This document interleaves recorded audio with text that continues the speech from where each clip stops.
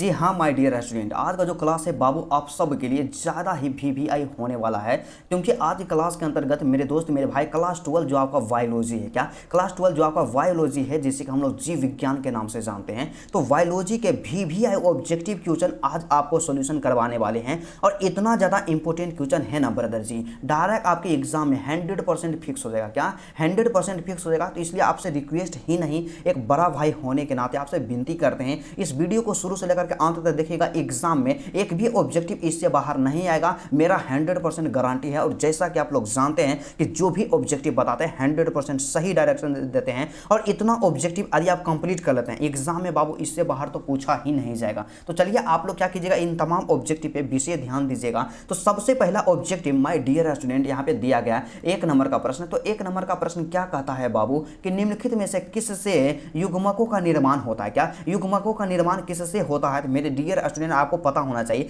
कि युग्मक का जो निर्माण होता है पुंकेसर के द्वारा होता है। कब? पुंकेसर के द्वारा होता है। और 100% आपको करेक्ट आंसर बताया जाएगा, तो कभी भी आप संदेह इस पे नहीं कीजिएगा, पूरा रिसर्च करके आप सबके लिए लेकर के आते हैं। तो चलिए सबसे पहले यहाँ पे हो जाएगा पुंकेसर, ऑप्शन नंबर ए। और वही बात करते हैं, इंग्लिश मीडियम वाले स्टूडेंट होंगे तो यहाँ पे मार लीजिएगा ऑप्शन नंबर ए, मार लीजिएगा। क्या? ऑप्शन नंबर ए मार लीजिएगा, राइट।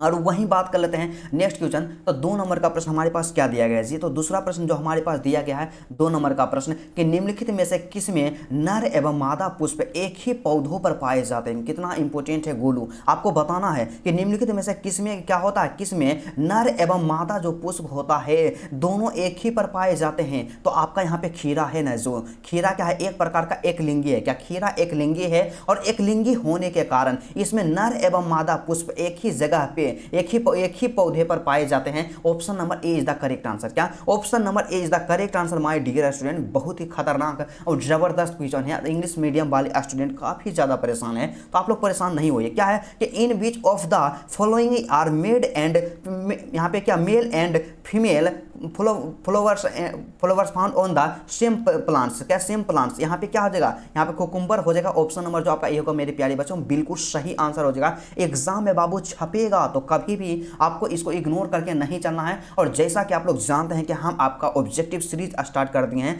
तो एग्जाम में बाबू दिक्कत नहीं होगा। तो 3 नंबर का प्रश्न हमारे पास है कि निम्नलिखित में से कौन गुणसूत्रों की संख्या को दर्शाता है? देखिए गुणसूत्रों की संख्या के मूल संख्या को कौन सा दर्शाता है? देखिए गुणसूत्रों की मूल संख्या को जो दर्शाता है मेरे प्यारे बच्चों, एन दर्शाता है। क्या? एन दर्शाता। आप लोग हमेशा याद रखिएगा, जब भी गुणसूत्रों की मूल संख्या के बारे में बात कर लिया जाए मेरे प्यारे बच्चों, तो यहाँ पे क्या मार लीजिएगा, यहाँ पे सिर्फ एन होगा। क्या? सिर्फ एन होगा। तो option number A is the correct answer. और यहाँ पे क्या कहता है मेरे दोस्त कि which of the following are represented in basic chromosome number. तो यहाँ पे क्या हो जाएगा, ऑप्शन नंबर ए हो जाएगा, एन हो जाएगा। बिल्कुल सही आंसर है जी। और आपका मीडियम इंग्लिश है, हिंदी है, कोई मैटर नहीं करता है, और सभी का सभी क्वेश्चन मोस्ट इंपोर्टेंट है मेरे प्यारे बच्चों। और एग्जाम में सेम टू सेम क्वेश्चन पूछा जाएगा इसी तरह से, ठीक है। तो 4 नंबर का प्रश्न हमारे पास दिया गया है मेरे प्यारे बच्चों, कहा जाता है कि अगर है दम तुझमें तो जमाना बदल दो। क्या? अगर है दम तुझमें तो जमाना बदल दो, अपने पसीने की ताकत को समझो, और मेरे प्यारे बच्चों आज से मेहनत का पैमाना बदल दो। तो चलिए यहाँ पे क्वेश्चन क्या कहता है कि निम्नलिखित में से मनुष्यों की त्वचा का रंग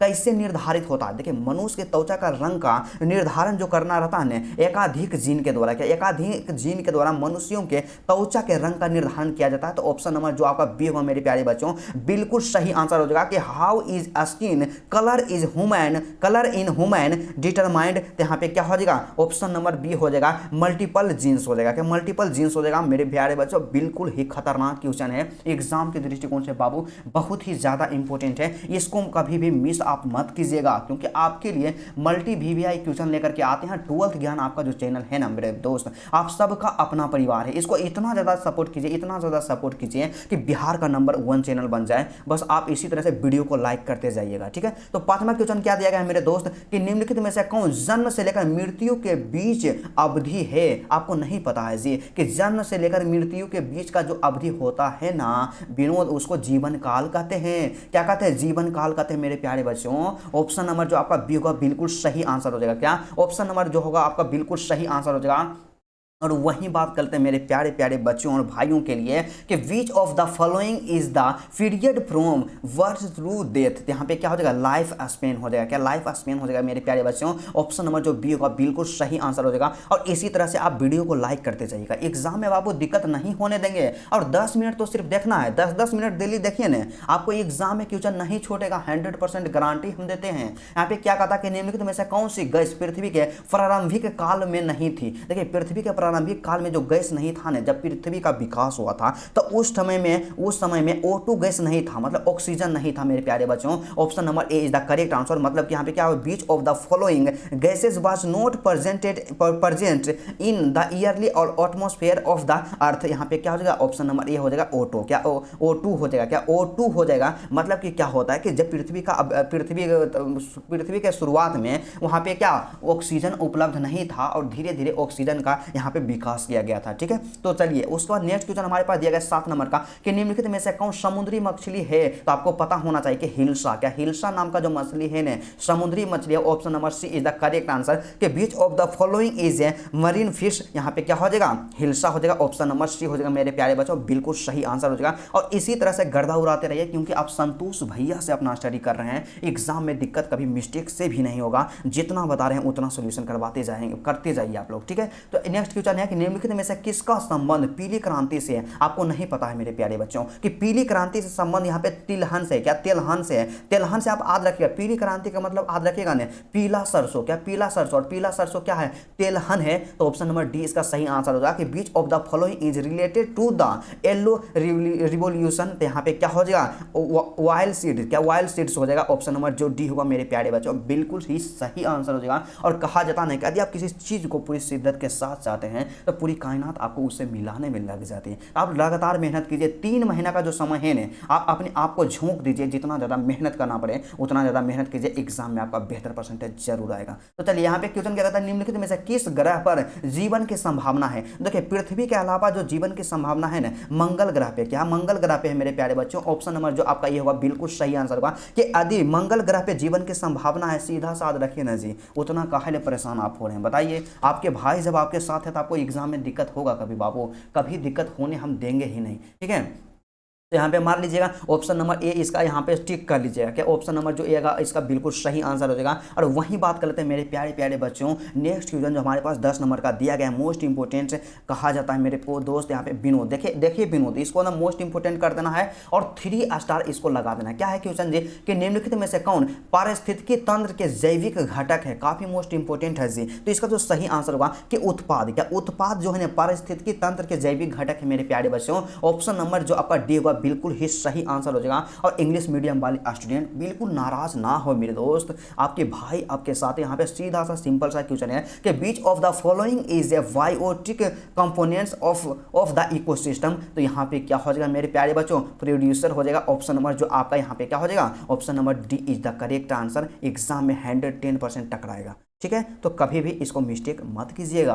ठीक है, और वीडियो बा आपको पसंद आता है ना बाबू, तो वीडियो बा को लाइक कर दीजिएगा। बताइए आप सबके लिए इतना मेहनत करते हैं तो क्या सिर्फ आप लाइक नहीं कर सकते हैं? जरूर कीजिए और कमेंट करके बताइए कि आप कितना नंबर लाना चाहते हैं। आप 400 नंबर लाना चाहते हैं या 450 नंबर लाना चाहते हैं या आप टॉपर बनना चाहते हैं? आप कमेंट कीजिए ना जी, बताइए। आप हमें नहीं बता सकते हैं, जरूर बताइए। तो क्या है कि निम्नलिखित में से कौन सा तत्व क्लोरोफिल के पोरफायरियन के वलय के मध्य में होता है? वलय के मध्य में होता है तो मैग्नीशियम। क्या मैग्नीशियम जो होता है मोस्ट इंपोर्टेंट। ऑप्शन नंबर जो डी होगा मेरे प्यारे बच्चों बिल्कुल सही आंसर हो जाएगा। और ऑप्शन नंबर डी इसको करेक्ट कर लीजिएगा, मोस्ट इंपोर्टेंट क्वेश्चन है। ठीक है, तो चलिए यहाँ पे 12 नंबर का क्वेश्चन हमारे पास दिया गया है, काफी ज्यादा इंपोर्टेंट है एग्जाम के दृष्टिकोण से। आप इसको 5 स्टार लगा दीजिएगा। क्या है कि निम्नलिखित में से कौन SO2 के प्रदूषण से प्रभावित होता है? मतलब निम्नलिखित में से कौन SO2 के प्रदूषण से प्रभावित होता है? तो हमारा क्या हो जाएगा, हरित लवक। क्या हरित लवक? याद रखिएगा मेरे प्यारे बच्चों कि हरित लवक जो है ना वो SO2 के प्रदूषण से प्रभावित होता है। मतलब which of the following is affected by SO2 pollution. तो हमारा क्या हो जाएगा,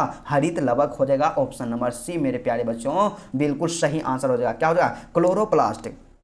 क्लोरोप्लास्ट हो जाएगा ऑप्शन नंबर जो आपका सी है ना, यहाँ पे क्लोरोप्लास्ट है, ऑप्शन नंबर सी इसका सही आंसर होगा मेरे प्यारे बच्चों। इसी तरह से आप अपना स्टडी करते रहिए, एग्जाम में बाबू दिक्कत नहीं होगा। हम तो बोलते हैं ना कि डेली 10 मिनट बस मेरा ऑब्जेक्टिव वाला वीडियो देख लीजिए, वो एग्जाम में ऑब्जेक्टिव नहीं छूटेगा। तो 13 नंबर का प्रश्न है कि निम्नलिखित में से कौन ओजोन परत हेतु सर्वाधिक हानिकारक है। देखिए ओजोन परत के लिए सर्वाधिक हानिकारक गैस कौन सा है, इसके बारे में देखना। तो देखिए SO2 नहीं है, CO2 भी नहीं है, तो नेक्स्ट ऑप्शन के बारे में बात कर लेते हैं मेरे भाई मेरे दोस्त। तो नेक्स्ट ऑप्शन हमारे पास क्या दिया गया जी, तो नेक्स्ट ऑप्शन के बारे में बात करते हैं। तो नेक्स्ट ऑप्शन मतलब कि अगला ऑप्शन जो हमारे पास दिया गया है जिसमें कि फ्रीओन है। क्या फ्रीओन है, तो फ्रीओन ही इसका सही आंसर होगा। क्या फ्रीओन ही इसका सही आंसर होगा मेरे प्यारे बच्चों। तो ऑप्शन नंबर जो आपका सी होगा बिल्कुल सही आंसर हो जाएगा एग्जाम के दृष्टिकोण से। मतलब कि क्या है कि which of the following is the most harmful to the ozone layer, मतलब कि ओजोन परत के लिए सबसे ज्यादा मोस्ट हार्मफुल जो है क्या है, फ्रीओन है। क्या फ्रीओन है मेरे प्यारे बच्चों।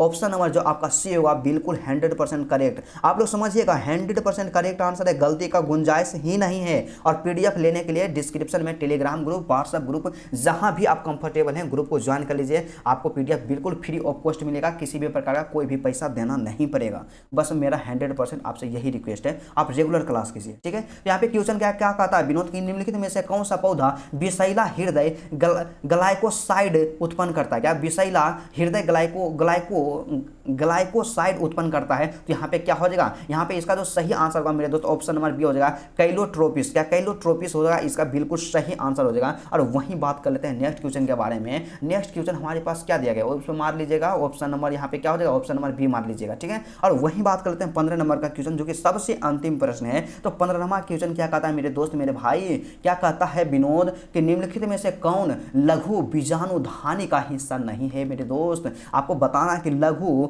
बीजाणुधानी का हिस्सा कौन नहीं है। तो इसका जो सही आंसर हो जाएगा बीजांड द्वार। क्या बीजांड द्वार जो होता है लघु बीजाणुधानी का हिस्सा नहीं है। मतलब कि यहाँ पे सीधा सा इंग्लिश मीडियम वाले ना बहुत निराश हो जाते हैं मेरे प्यारे बच्चों। आपको निराश नहीं होना है, तो यहाँ पे सीधा सा इसमें मार लीजिएगा क्या, ऑप्शन नंबर डी मार लीजिएगा सही आंसर, यहाँ पे ऑप्शन नंबर डी। तो मेरे दोस्त मेरे भाई जितना भी आपका VVI ऑब्जेक्टिव था, क्या जितना भी आपका VVI ऑब्जेक्टिव था, तमाम ऑब्जेक्टिव का सॉल्यूशन डिटेल पूर्वक सॉल्यूशन करवा दिए हैं। और इसका पीडीएफ लेने के लिए पीडीएफ जो मिलेगा बिल्कुल ही आपको फ्री में मिलेगा। और पीडीएफ लेने के लिए टेलीग्राम ग्रुप या आपका जो व्हाट्सएप ग्रुप है ना, व्हाट्सएप ग्रुप को ज्वाइन कर लीजिएगा, डिस्क्रिप्शन में लिंक है।